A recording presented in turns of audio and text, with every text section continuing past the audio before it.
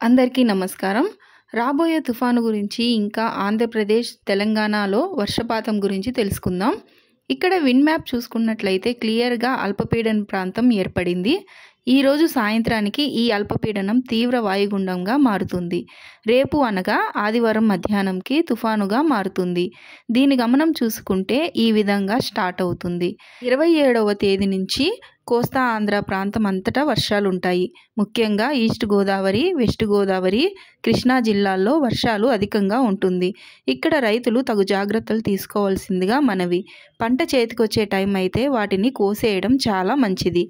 ఇది కోస్తా ఆంధ్రాకి 300 కిలోమీటర్లు దగ్గరగా వచ్చిన తర్వాతే ఎక్కడ తీరం దాటుతుంది అనేది ఎగ్జాక్ట్గా అంచనా వేయవచ్చు.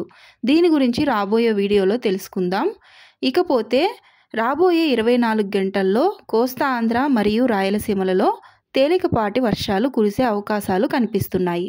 ఇంకా మీ సబ్స్క్రిప్షన్ మాకు ఎంతో విలువైనది కాబట్టి మన ఛానల్ని సబ్స్క్రైబ్ చేయండి. అదేవిధంగా బెల్ ఐకాన్ ట్యాప్ చేయడం అస్సలు మర్చిపోవద్దు. Thank you.